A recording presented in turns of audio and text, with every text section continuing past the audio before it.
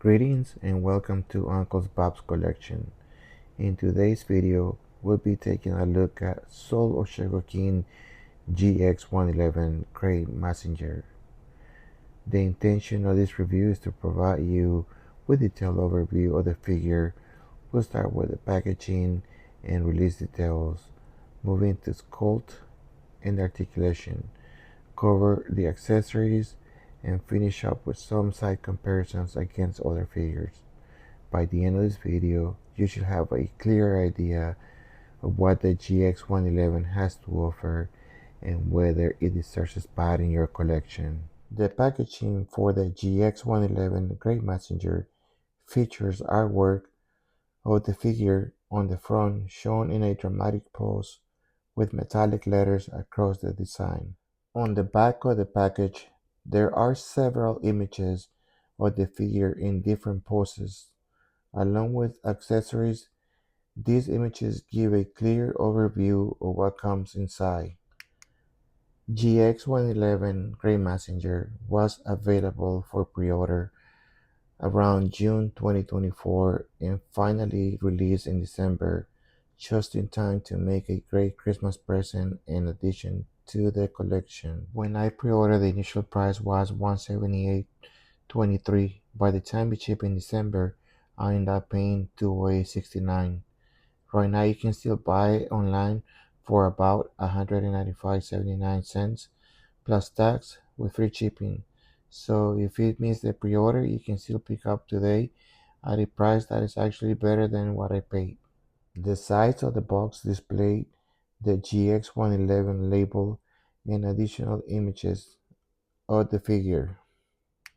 The sculpt of the GX111 Grest Mazinger captures the look of the character very well, with proportion that reflects the classic design while still feeling sharp and modern. The paint applications are clean, with strong metallic blues, black and reds across the figure. The chest piece stands out with vibrant finish, and overall presentation gives the figure a polished high quality appearance. Continuing with articulation, we're going to go through the range of motions. For the head moves to the right,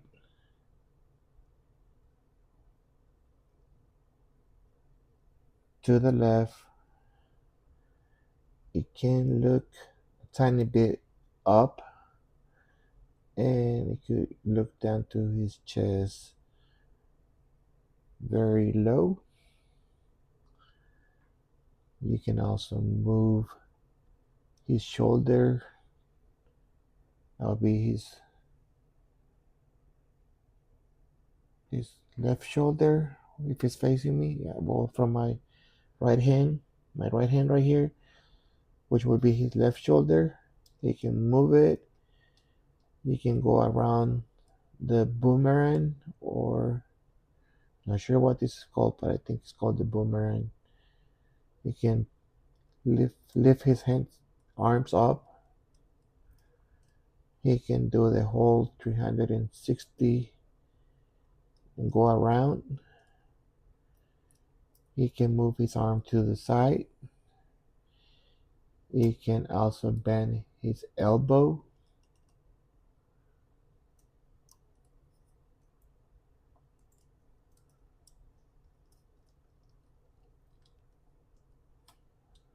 And it's going, what it does on the right is going to also do on the left. The same range of motions. You just kind of have to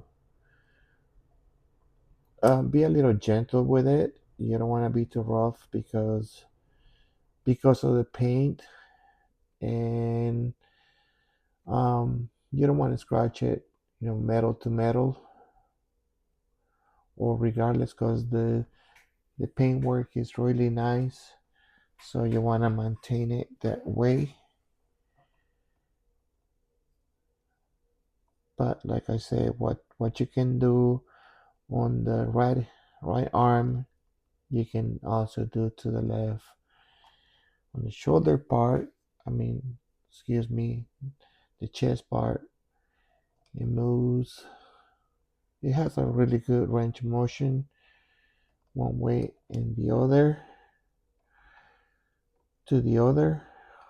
Um, you can do that, but then you can also see the inside of the torso on the waist. It has also has movement, as you can see. Well, it's kind of like the chest doing it, but it's it has a little bit of motion.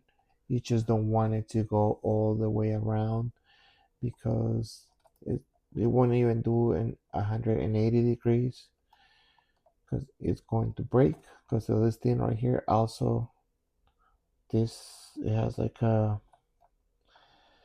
I don't know how to I don't know how to explain that, but his pants, underwear, whatever you want to call it, he has like a V shape right there that it won't allow it to turn any more than what it does. It's a very it's, it's almost nothing. So, but I don't think that matters. At least not to me. Um, then his legs. You can, as you can see, you can move this part right here, but it doesn't really have a high kick. It's just about that much right there. You can also bend his knees. Um, it's got a little bit of a pivot on his, what do you call this? His his foot right here. And whatever you can do on one part of the body, like the right leg, you're also going to be able to do it on the left leg.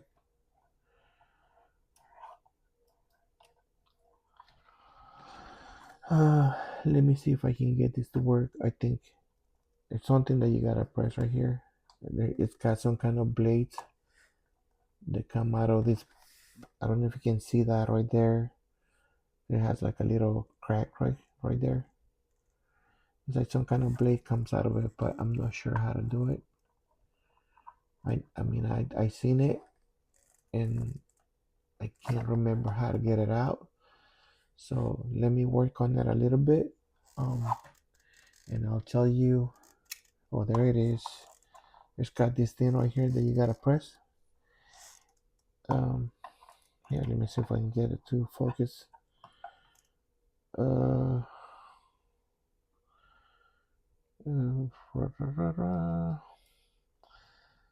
right there, if you can see it, there's like a little square that you push, and that will release this right here. You just push it back in, and you press, and it releases the wing blade, whatever you want to call it. I'm not sure what to call it. Um, oh, look at that! Just find out. I just find this out. Like you pushing something in the back, and that comes out. I'm not really sure what the purpose of that would be, but it's just a little gimmick that you can play with if you decide to. There, um, it has a bunch of uh,